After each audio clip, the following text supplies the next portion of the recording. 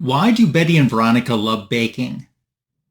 Because they're always trying to sweeten the deal with Archie.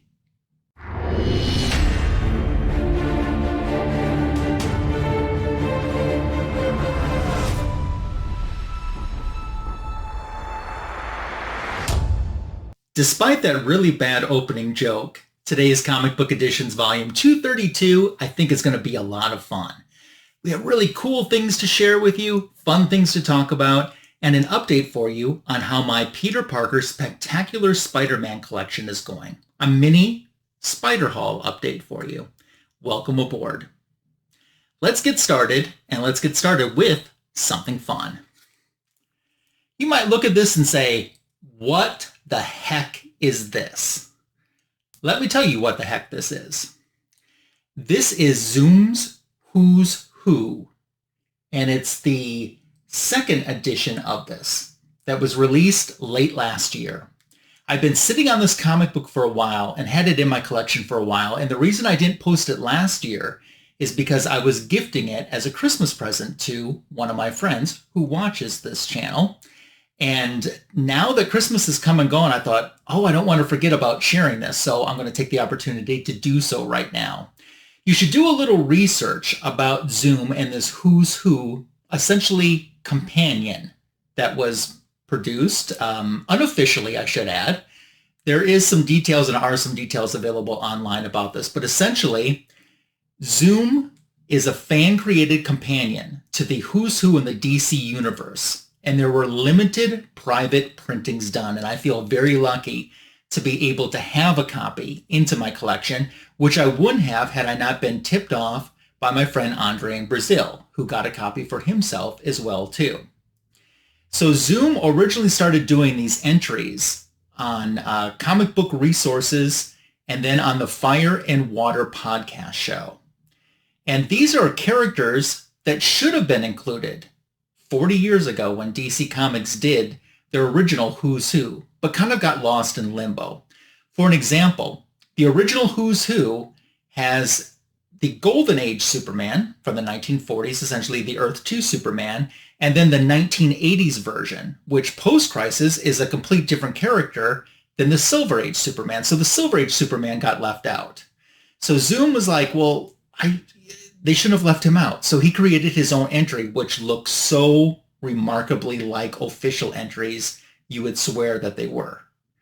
And that kind of kicked things off. And then he did one for Wonder Woman, who was in a similar case. And then Wonder Woman inspired him to do Nubia, who never had a feature at all. And that kind of spun into the Who's Who idea. And Zoom unfortunately passed away in, I think it was 2020. They did publish one volume, and then there was a second volume that was in the works. Some of it was completed, and some of it, the entries were partially completed. And his family and friend took the task of completing this project last year and then did a printing of these comic books. Not only did they do this new Volume 2 printing, but they went on and reissued the original Volume 1, which I was happy to have so I could have a pair of both of them. These are available online, and you'll have no problem finding the complete context online. But as I said before, there was this limited private printing that was done of these. And I feel fortunate to have these in my collection. They're so cool and so nice. As a matter of fact, in Comic Book Editions Volume 225, I was talking about the character Super Duper, who is an amalgamation of a whole bunch of Justice League characters, like Wonder Woman's head and Hawkman's wings and different body parts and utility and accessories from other Justice League characters wrapped into one. Well, Super Duper got their own entry in here. Between the two volumes, there's 50 additional entries that never were in the original Who's Who, published by DC Comics. There's characters in here, not only like Superman and Wonder Woman, who got left out, but like I Ching, who was Diana Prince's blind mentor during her mod-era non-powered years. Lady Cop is in here. Super Duper is in here. There are so many great and fun things. Giganta, Giganta wasn't used a whole lot in the 1970s and 1980s by DC Comics, and she never got an entry. Well, that kind of got corrected with this. If only they had included them, which is actually a group of villainous characters, antagonists from the Mod Era Wonder Woman. They didn't make it. Them didn't make the cut. But 50 others did get the treatment that they deserved, and it would have been interesting to see how far this would have gone had Zoom stayed with us. So I wasn't very familiar with Zoom before hearing about these, but I honor his legacy and his work, and you can tell his passion for the characters. And he created some characters of his own that he gave entries in here as well, and I thought that was kind of cool too. So thank you to my friend Andre in Brazil, who tipped me off to this entire thing happening and showed me how I could get him a copy and me a copy, and one that I ended up gifting to someone else for Christmas, and get these into our collections. These are fully available digitally because the family and estate of Zooms, you know, they had to walk a fine line. They couldn't make a profit off of these, or that would hit some legal trademarks with DC Comics. So there was just this very small printing done of them, and the rest is available to be viewed for free online, which if you do a Google search for, you would probably not have a problem finding all the different entries. But I am stoked to have published copies into my collection, and I thought this was a good way to kick off today's Comic Book Editions video. It's fun. Speaking of fun, oh, look at that. We have Veronica Lodge as Wonder Woman. So this is a Dan Parent variant for a comic book, which is Cursed Library Alpha #3.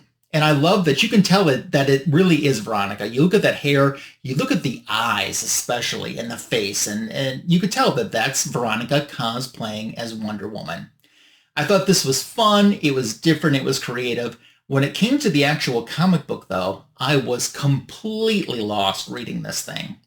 Essentially, Jinx is trying to see if she can end up on Satan's throne, and Danny and Madam Satan are trying to save her from this. I'm really not familiar with many of these characters at all. I was completely lost on the inside. Good thing I just bought it as a cover buy for the funsies of it, because this is fun and it's nice. And not only did I decide to get this, they had the regular cover, they had a foil variant. I skipped the foil variant, but there was this.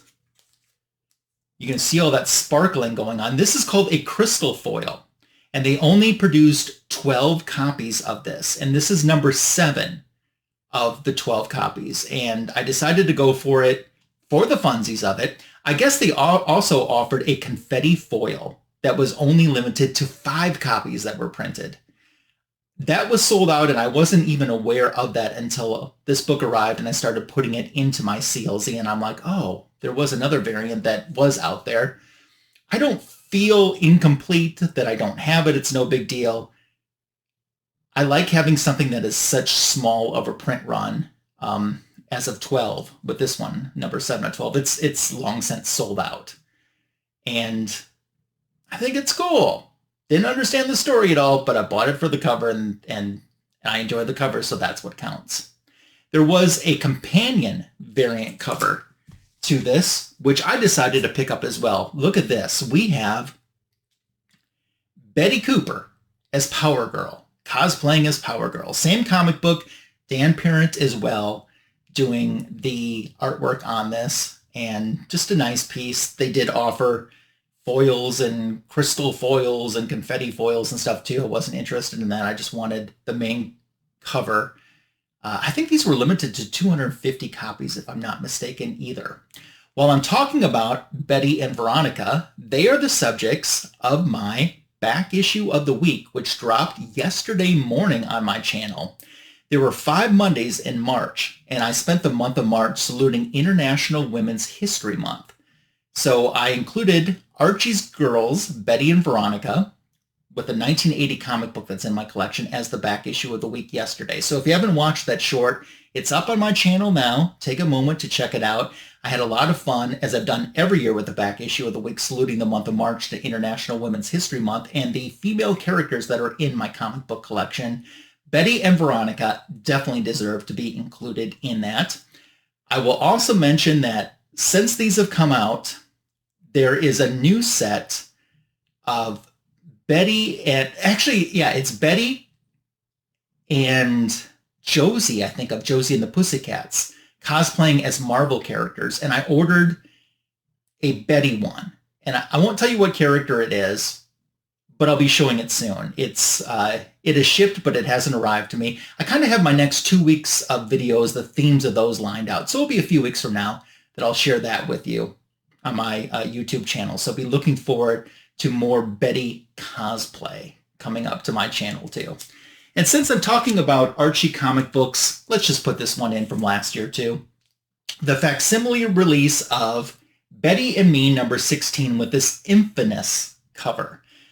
I had been hunting for a while to see if I could find an original of this. I've never seen one out in the wild that I can remember, at least. Anytime that I look online and I do find a copy, it always ends up being a little bit out of budget of what I want to spend. And I'm buying it for the cover. And I like that they kept the original 12 cents up here and made it a true facsimile cover, even though the comic book cost a lot more than 12 cents. And I'm happy with just having the facsimile version of it into my collection. There's no story in here that ties into the cover. This original cover was done in 1968. So it's still shocking now. And when you show this cover to people that aren't comic book fans, they think that it's something that was fan-made, or they couldn't have really published something like that back then. Well, they did. So not a lot of Archie in my collection overall, but it was fun to take a moment and salute the girls from Riverdale. Incidentally, I never watched the Riverdale TV show. Am I missing out? You can leave me a comment below and tell me if I missed out by not watching the Riverdale show. I did hear some good things about it, though. I'm going to turn my attention to Marvel and a little mini spectacular spider haul. But first, if you're new to my channel and haven't subscribed yet, I hope you'll take this opportunity to do so. The algorithm loves it when you give this video a thumbs up, a heart, and a like. Sharing the channel and this video with someone else that might subscribe is a great way to show support to me. If you're a returning viewer, welcome back. If you're a new viewer, great to have you here, and I hope you enjoy it enough to subscribe. At the end of the video, I'll be asking for your comments about everything that I showed today too, because I love reading those. Let's hightail it on over to a little mini spectacular spider haul. We'll get kicked off with issue number 116. Pretty awesome cover, wouldn't you say? Rich Buckler, not only the cover artist, but the interior artist for this. Peter David was the writer. We're at 1986 for this. Before I talk briefly about the issue, I've been working on my Peter Parker Spectacular Spider-Man run for a while now.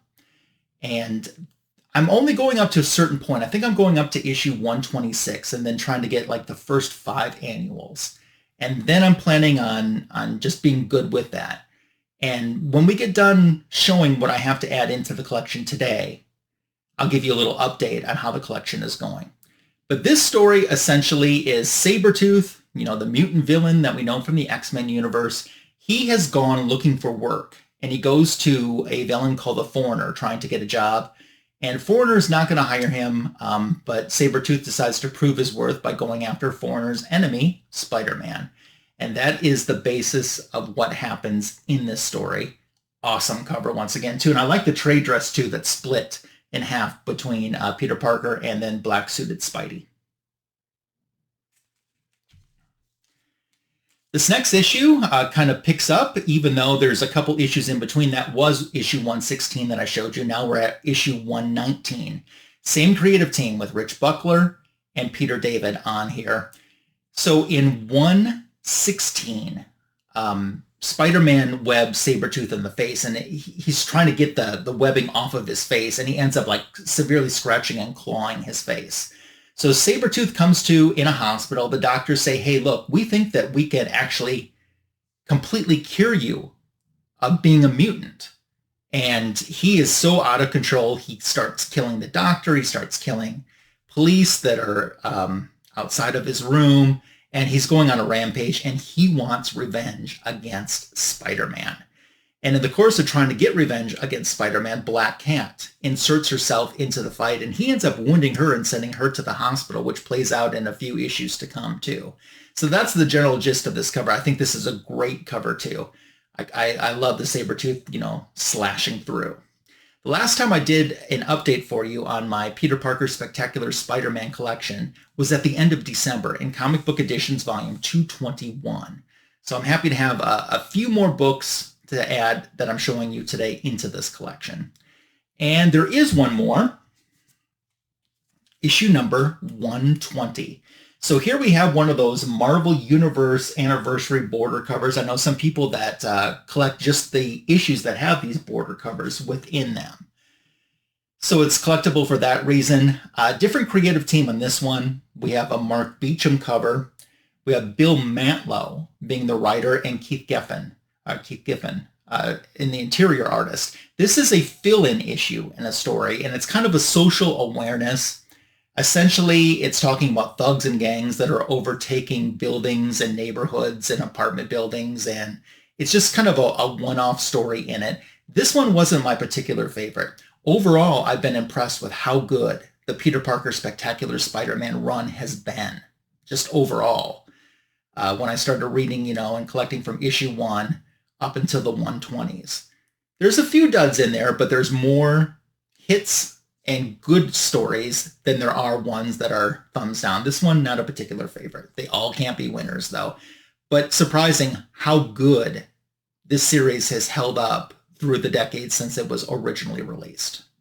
So now adding these 3 comic books of Peter Parker Spectacular Spider-Man into my collection, let's pull up and take a look at the list of what we have and what we need. So there we go right now. 5 left. 3 main ones and 2 of the annuals. Sometimes I forget looking for the annuals, although I've been trying to keep a conscious effort out to find those annuals. But that's what I'm looking like to get to my goal in wrapping up Peter Parker Spectacular Spider-Man. And that brings us to an end of Comic Book Editions Volume 232. Let's talk about what's going on with the channel. This past weekend, there was Fanboys Live and the Retro Review, the greatest DC Comics show on YouTube. We did a Silver Age Teen Titans Volume 1 Retro Review, which was a lot of fun.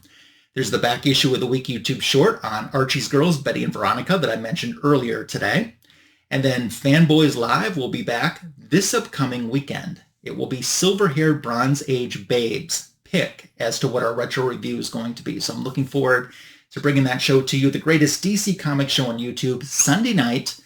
That will be on 8:15 p.m. Eastern, 7:15 p.m. Central here on my YouTube channel.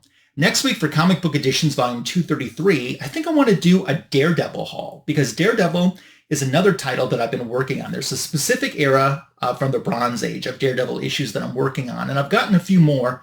I want to show those and a few other things. I've got my very first Marvel Masterpieces, the hardcover editions, into my collection, so I'll share those, I think, as well next week. Make plans to join me for that. Until we get a chance to visit again, have a happy, healthy, and safe week, and I look forward to seeing you soon. Take care.